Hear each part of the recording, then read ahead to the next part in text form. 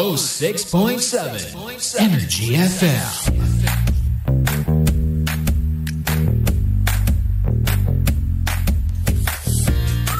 Hello everybody! Welcome back! Same, pero iba. Oras po natin, 1:31. Yes! Hi! Hello. Kumusta naman ang lahat? Live na po tayo ngayon on Facebook. Kaya naman, hanapin mo lang ako sa Facebook. Ayan, DJ Kara o kaya naman Energy FM. Okay, tapos mamaya sa story natin, pwede ka mag-comment, pwede kang magpabate, pwede kang mag-like, mag-share, lahat pwede mong gawin. Ayan.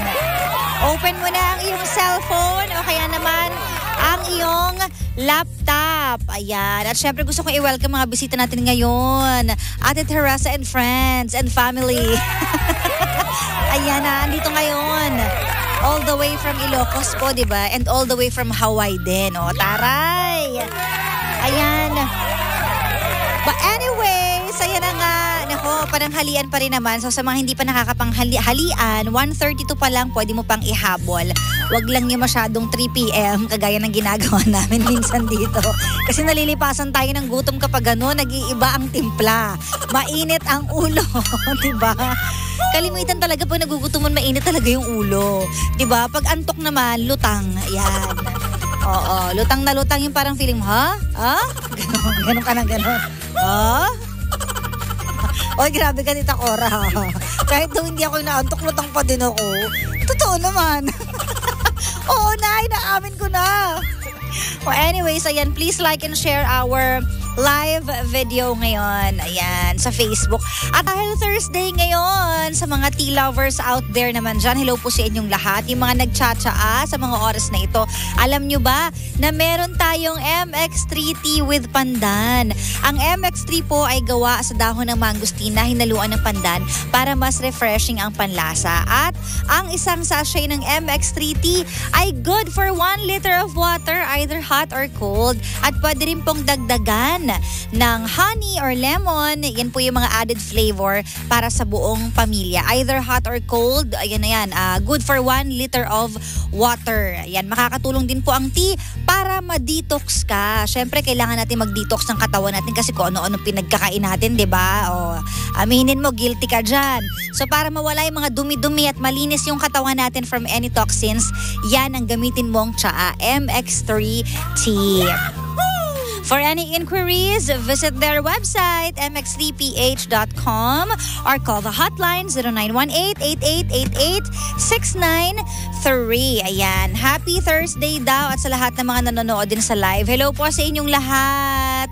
Ayan, sana nasa mabuting kalagayan kayo. Oy, eto hello, always watching daw from Bataan, si Ate Elizabeth. Hello, kumusta po kayo dyan? At saan mang sulok ng mundo. Umulan ba kanina? Kasi parang hindi ko sure kung umulan kanina. Parang may nagsabi. Hindi ko alam kung kanina yun o kahapon. Pero mag-ingat na lang po ang lahat. Kasi 'di ba alam nyo naman, dahil Burmans, malamig, mas napapadalas din yung ambon-ambon, minsan pa nga ulan, ganyan. So, ingatan natin ang ating mga sarili. Lagi tayo magdala ng payong, ng water, yan. Dapat lots of of fluid intake para mas maiwasan daw natin din yung mga sakit-sakit. Diba? O ayan. Hello from Davao naman daw, sabi ni Ate Vilma. Hello po sa inyong lahat dyan. Ayan. But anyways, mga panggana ko, eto na, wag na natin patagalin na ang ating story for today. Kung ready ka na, ay ready na rin ako, of course. Ayan. Dito lang syempre yan sa Sincerely, Kara.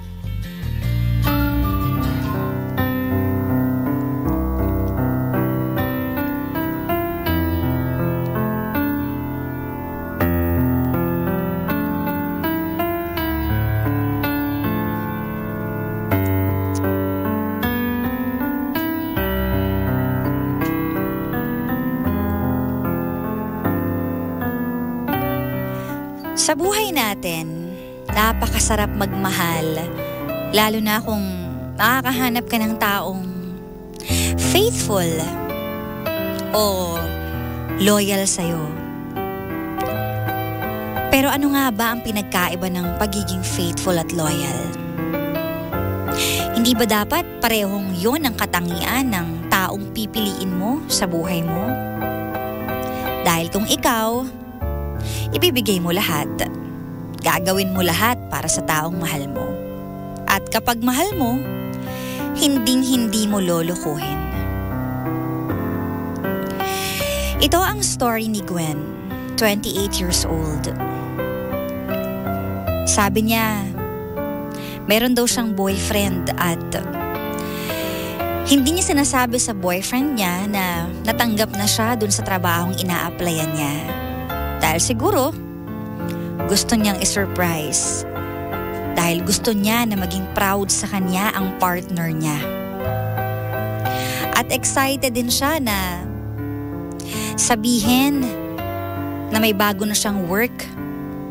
At sabihin din yung unang sahod niya.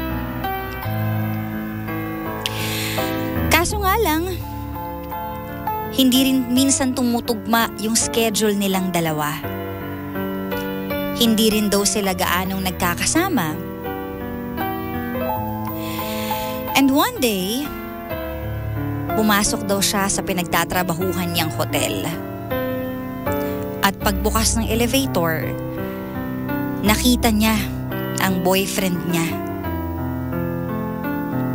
Kaso nga lang may kasamang iba.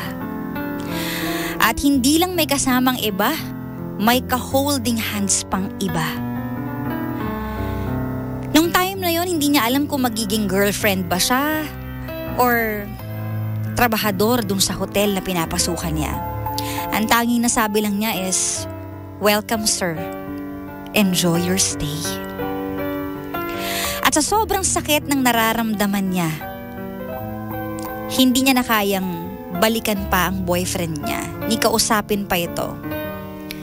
Kaso nga lang ngayon, hinahabol-habol siya. Ano nga bang dapat gawin ni Gwen? So let's hear it straight from the heart of our sender for today. Hello po, DJ Kara. Ako po si Gwen, 28 years old. Gusto ko po sanang ikwento kung ano po yung nangyari sa amin ng boyfriend ko. Natanggap po kasi ako sa work na in-applyan ko bilang isang assistant sa hotel. Hindi ko po sinabi sa boyfriend ko kasi gusto ko po sana siyang i-surprise. At alam ko po na magiging proud po siya sa akin dahil natanggap po ako sa gusto ko pong trabaho.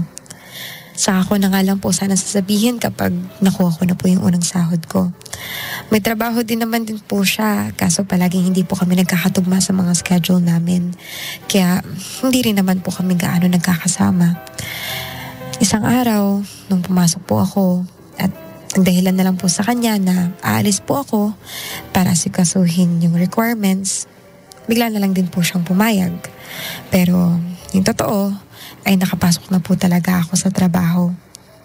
Isang gabi, pagbukas po ng pinto ng elevator, mukha po ng boyfriend ko ang bumungad sa akin. Gulat na gulat siya nang makita po ako. Noon po agad ako tumingin sa babaeng kasama niya na parang nagtataka dahil hindi po ako lumabas ng elevator. Tumingin ako ulit sa boyfriend ko. Halos mangiyak-iyak po ako dahil magkahawak po sila ng kamay, DJ Kara. Pero tinatagan ko po yung loob ko at ngumiti po ako sa kanila. Sabi ko po, "Welcome sir, enjoy your stay." Naaalala ko pa po kung paano ko sinabi yun, DJ Kara. Wala siyang sinabing kahit ano. Lumabas ako ng elevator at dire-diretsong naglakad palabas ng hotel. Umuwi na po muna ako agad para ayusin yung mga gamit ko at para hindi na rin po ako bumalik sa kanya. Nag-file na rin po ako ng leave sa work, DJ Kara. Hindi ko na rin po kinausap yung boyfriend ko after that. Pinlock ko po siya sa lahat ng social media accounts at pinalitan ko po yung phone number ko. Ang problema lang po, DJ Kara, nagugulo po siya sa pamilya ko. Hindi niya po ako tinatantanan. Nahihirapan din po ako dahil feeling ko po sa lahat ng kilos ko ay nakabantay po siya at naghahabol po sa akin. Masakit man pong iwan siya, DJ Kara, pero mas masakit naman po yung maloko ka.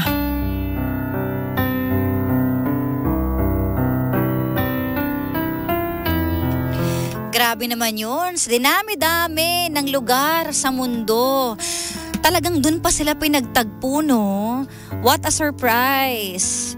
Alam mo yung ikaw yung mag-surprise, pero ikaw yung na-surprise. Yun totoo. Ay, nako.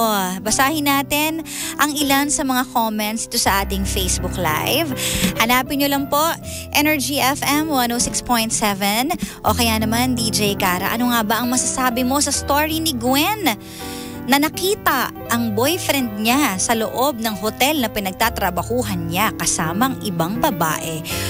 Holding hands pa. Diba? Nako, ikaw, pag may ganong eksena, sabunutan mo ba yung babae agad? Tatakas ka ba? Hasampalin mo ba yung lalaki? Minsan kasi, yun yung iniisip natin gawin, pero pag nasa moment ka na, parang hindi ka na makakilos. Diba? May ganong pagkakataon. Diba? O ito, magbasa tayo ng ilan sa mga comments dito. Ang sabi dito, hay nako, small world talaga, sabi ni Emma. Naku, iwanan mo na yung boyfriend mo, Gwen. Sabi ni Ate Elizabeth, sinadya po ng tadhana yan na malaman mo. Kaya simple lang ang sagot. Let him go. One word, pero let him go. Sabi ni Marie, ipabarangay mo kasi nanggugulo siya sa'yo. Sabi naman ni Ate Merly, ipabarangay mo daw isdaki. Ay, pero totoo yan nangyayari yan pag nanggugulo talaga, diba? Sumbong kita sa barangay para hindi ka na makapasok dito sa street namin, diba? O yan, para daw hindi ka naguluhin. Dapat lang na wag mo nang kausapin yung ganyang lalaki. Wag nang balikan yan. Move on na lang, Gwen. Marami pang lalaki yung deserve mo. Pray for the right man for you. Sabi ni Ate Gida. Yan. Sabi pa dito, Gwen, girl, you need to put your feet down on your boyfriend, and to the woman that he's with, you should say that, that's my man. Get off him. I'm his girlfriend. Thank you very much. Girl, you are the girlfriend. You have all the rights. Ayan. Gwen, you need to straighten things up with your boyfriend so he will stop harassing you. Sabi ni Ate Patricia, dapat daw sinabi mo that's my man. Get him off. Sana lahat kayang sabihin yung gano'n, that's my man.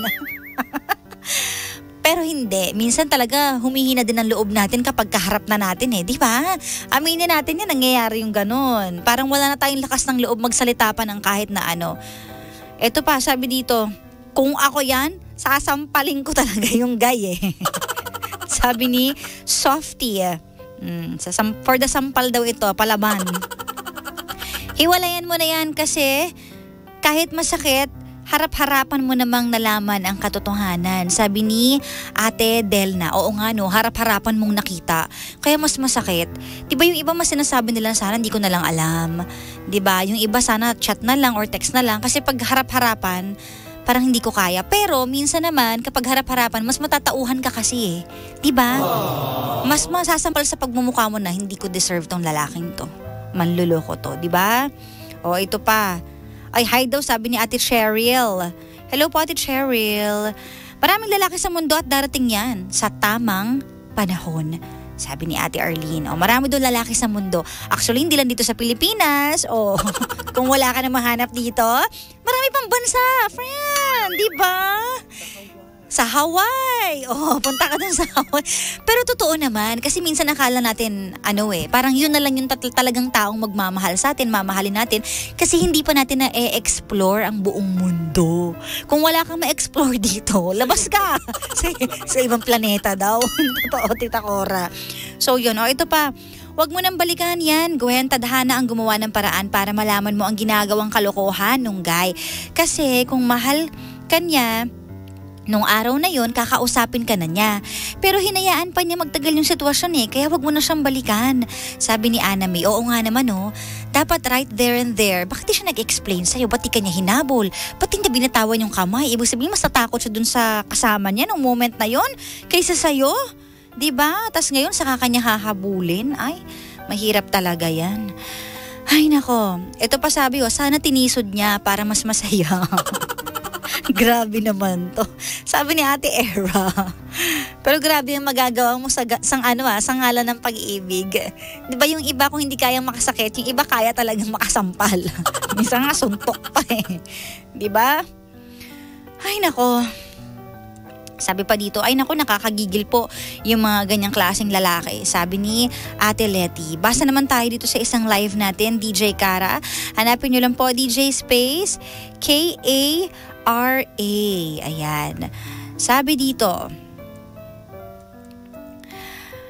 hay nako, there's no easy way, just let go. Move forward. Get rid of that kind of person. Let time heal your wound. Ayan. Time will find the right man for you. Sabi ni Ate Jacqueline, para hindi masyadong masakit ate, isipin mo na lang maganda ka at hindi niya deserve yon. Oo nga naman. Hindi, at may langaw habang may langaw dito sa harapan ko. Hindi deserve yon, sabi ni Ate Jonah. Ay nako, sa dami ng lugar, doon mo pa sila makikita sa hotel talaga na pinagtatrabahuhan mo. Meaning, nakatadhana na talaga na mahuhuli mo na niloloko ka. Be thankful na nalaman mo agad, sabi ni Ma'am She. Iwanan mo, bahala siya sa buhay niya. O basta iwan mo daw, sabi ni Ate Irene. Well. Alam nyo, naniniwala ako doon. Yung tinutulungan ka ng Diyos na matuklasan mo ang mga dapat mong malaman. Yung mga nakaimbak na sikreto, mga nakatago, tinutulungan ka niya. Diba? Kasi minsan magtataka ka sa dinami-dami ng lugar, bakit nga naman dun sa hotel? Diba? Bakit nung time na yun? Kumbaga para sampalin ka na ng katotohanan na hindi talaga faithful sa'yo ang partner mo. At nangyayari yan sa totoong buhay Diba? Minsan nagtataka kayo, bakit biglang may umuudyok sa akin na kunin ko yung phone niya? Dati naman hindi ko gawain. Yung mga ganong example ba? Bakit ngayon parang gusto kong hawakan, gusto kong puntahan yung messenger, gusto kong tignan yung ganyan? Bakit bigla ako nagiging curious? Dati naman hindi ako ganon. Di mo ba naisip na baka yun nga yung way ni God para malaman mo yung katotohanan? Diba? Sasabihin ng iba, kasi ang mga babae daw alam nila kapag may nagbabago sa partner nila, kaya meron nag-uudyok sa kanila. Yes, totoo naman. Pero in this case, this is different Kasi wala talagang ka-idea si Gwen ng kahit katiting na panloloko sa partner niya. But all of a sudden, biglang pagpasok mo one day na masaya ka lang, wala kang ibang iniisip, biglang pagbukas ng elevator, yun na yun. Diba? Maybe God's will yun na pinangyari talaga na magtagpo kayo. At nakakapagtaka lang din, bakit nung nagkita kayo, di ba dapat kung ikaw yung mahal niya more than dun sa kasama niya, bakit di ka niya hinabol? Bakit di siya nawindang? Tapos ngayon ka lang niya hahabulin? Kung kailan tapos na? Para itago ka na niya dun sa isa? And in the first place, kung mahal ka talaga niya, hindi talagang mangyayari yun. Ever. Dahil pag mahal ka ng isang tao, iingatan niya yung feelings mo At matatakot siya na, baka mawala to sa akin Kailangan ko tong ingatan. Yun So hindi ka talaga mahal niyan. Mahal niya ang sarili niya. Kasi nag-provide nga siya ng 2 babae sa buhay niya para maging masaya siya May backup pa siya So ngayon, doon naman sa usapin na panggugulo, tama kung hindi mo na talaga kayang i-handle, sabihin mo sa family mo para matakot siya. O kaya naman, tama yun. Kung hindi talaga maaano ng family mo o ikaw, pabarangay mo. Diba? You have to protect yourself. At naniniwala ako na minsan, kapag sobrang pain yung nararamdaman ng isang tao, hindi na kayang lumaban yan Hindi niya na kayang mag-goodbye. Pag nasaktan mo yung taong yun, at too much pain, tutulo na lang yung luha niyan, and then, she will just walk away ng tahimik. Kasi kahit yung harapin ka, hindi niya na kaya sa ginawa mong sakit sa kanya. Hindi niya na kayang harapin ka, hindi niya na kayang kausapin ka pa, hindi niya na kayang lahat gawin sa harapan mo. Kasi sobra-sobra na yung sakit sa puso niya. Kaya mas gugustuhin na lang niya na mag-move on ng mag-isa ng tahimik. Kumbaga tama na, case closed na, wala nang usap-usap, hanggang doon na lang yun. Diba? The most painful thing is losing yourself in the process of loving someone too much and forgetting that you are special too. Kaya tama lang din yung ginawa mo. Natahimik ka nang nag-walk away sa kanya, sa buhay niya. Pero lagi niyong tandaan that the pain of yesterday is the strength of today. Sincerely,